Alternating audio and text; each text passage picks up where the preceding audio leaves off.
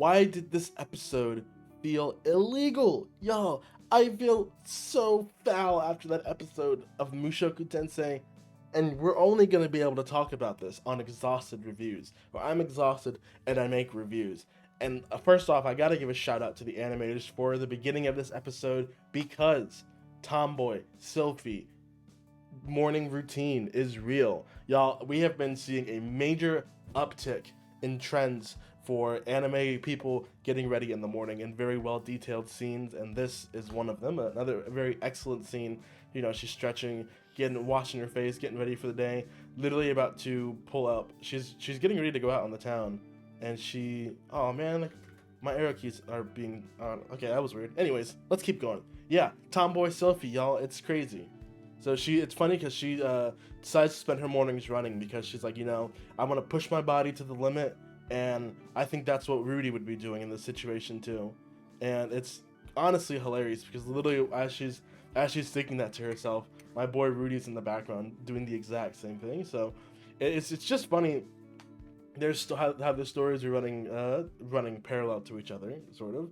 She has the same kind of this is my everyday life scene as Rudy did in the last episode. I made to see her going to the same classes, having the same thoughts of like, man, my teacher already taught me all this stuff in this class, but she actually has some people she can, interact with and be friends with, more so than Zanoba.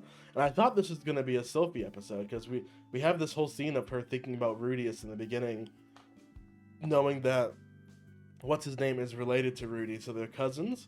So, and he's a freaking fox horn dog. So she's like, damn, Rudy might be too. And she spends some time in bed thinking like, bro, what do I want my relationship with Rudeus to be? And then I love how this scene transitions to the next part of the episode. Remember last episode how the transition to the title scene happened? This one is the exact same thing of she's literally going to bed, and then we cut to the dream sequence of the intro of the title sequence. So I'm loving the way they're putting this stuff together, y'all. It is really fun, really cool, really, really, really just well put together. It just shows a lot of care. And just like, because a lot of the times the intros used to just play over like B-roll of stuff that was happening. So it's funny to have kind of the structure of school sort of necessitate the intro of, people. The intro shows people doing like their monotonous daily tasks or whatever, so it makes sense now that things are a little more structured to have an intro, but also to cut to the intro of Rudy waking up from a dream in the beginning of the intro. For every show to start with someone going to sleep, it's a really nice touch. Shout out to the animators and all the love and care put into this show. I'm glad they didn't skipped over they didn't brand this little girl as a slave. She's just acting as another one of his disciples. She's honestly kind of she's hilarious. She's a good cleaner. She's smart. Bro is out here. And Zanoba is even like impressed with her too. So like, it just goes to show that all Zanoba needs is just more human interaction. He can be kind of a normal person, and she's actually doing a good job at making doing magic without words. So she's actually been able to do wordless casting now, and we're all one big happy family. But this episode is not called Rudy, Zanzibar, and Julie are a happy training company. No, this episode is called the confinement and kidnapping. The kidnapping and confinement. That's the order is important. It's the kidnapping and confinement of Beast Girls. Like, yo, I didn't even. They should have told me this was called that before I started this episode. How did I not know that this episode was gonna be about kidnap? Man, y'all. So here's the deal, right? They're admiring this beautiful Rudeus statue, and Julie look at her like nodding just in the background. She's actually hilarious, just like listening intently. She's hilarious, and the fact that she can only speak in baby English too is like she's literally just like trying to keep up. And so he's like, oh yeah, the Rudeus figure is cool. What happened to the Roxy figurine? And it turns out, bro pulls it up, and this is shot like a horror movie. Because you've got him setting the box down, you've got his reaction to it, and he drops his bag, bro. And she's getting scared. It's actually insane. So yeah, the doll, the figurine's broken. Really, she's broken, smashed, and just like, Yeah, it's actually kind of, and that was the one that had like three separate, like, you could take off her dress and reveal her like undergarments, and then her undergarments had a fake arm built onto it, so you could take off her undergarments and it would have like, it was a very well designed figure. It had like three different transformations, and this scene of Julie just like tiptoeing and creeping past. And then, and then she, like, I think you watch like almost the entire scene, bro. She literally just like sneaks behind, and she's like, I don't want to be anywhere near this guy, bro. And he pulls up with the demon eye, bro, the actual demon eye.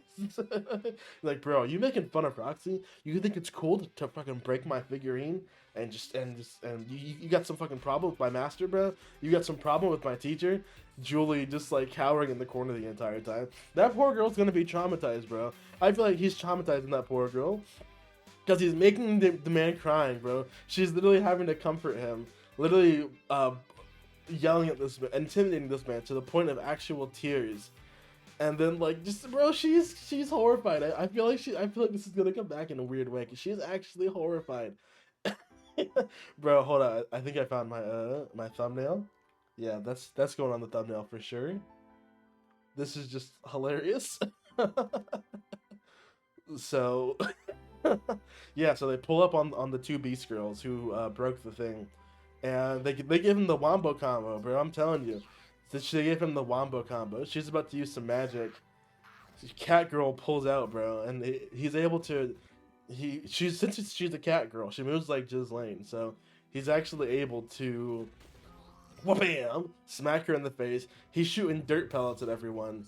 Zanoba is just having like no luck with catching this freaking dog girl. So these guys are literally having a schoolyard brawl. And if I thought that's all this was gonna be, and that they were just gonna, but no. Then they end up literally tying them like Red Dead Redemption 2, bro. They put them in burlap sacks, and then I'm like, okay, so they're just gonna leave them right here, right? And this little girl is literally, she's so horrified, bro. She's actually Rudy is actually like psychologically damaged, bro. And because they get kidnapped, he kidnaps the girls.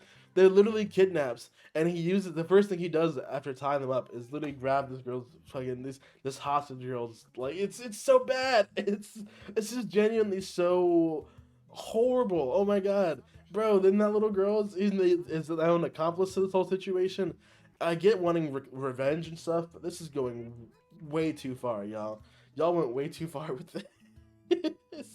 He went way too far, and I can't stand by a lot of this, bro. And then he literally pulls out the fucking shrine, bro, and everyone is just traumatized completely. You can't see Julie, but like, I'm gonna move the screen for a second, bro. Look at this. Julie is literally traumatized right now, bro. She's literally traumatized. This dude is an absolute freaking madman. I swear. Like, he's not right. This man ain't right. Something ain't right with this boy. He's an actual freak of nature, man.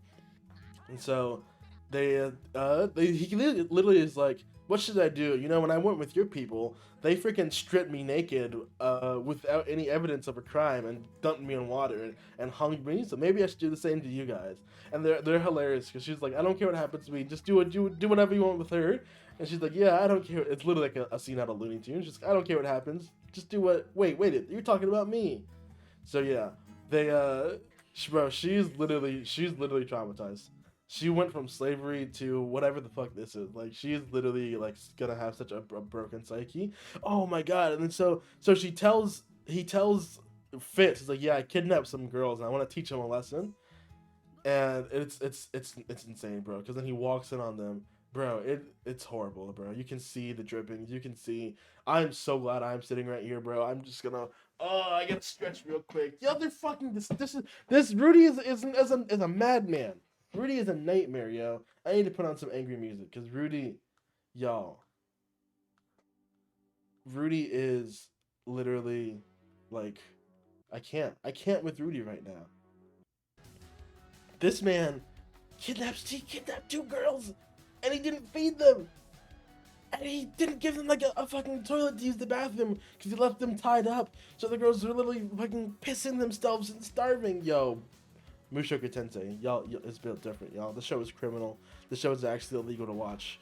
So he gains their loyalty. He says he basically tells them like, yo, I know your dad and I know your aunt, so you better respect me.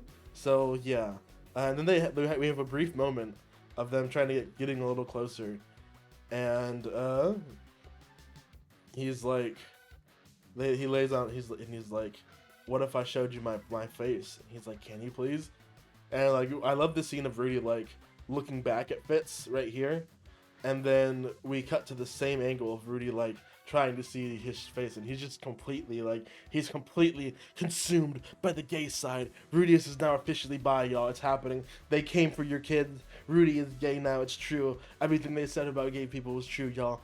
Fitz cross-dressing, man. I can't believe it. She's turning him gay. It's true. No, but I'm joking, guys. But also I think this is like a Rudy moment, because even he's like, wait, shit, am I gay? So yeah, that's this episode, guys. Let me know what you think. Are you for or against kidnapping Beast Girls? Let me know in the comments down below if you guys are into kidnapping and confinement of Beast Girls. What do you guys think of the episode? And what do you guys think of Julie? Is she traumatized for life now? I think she is. Leave a like if you're traumatized for life as well. And I will see you guys in the next video. Peace.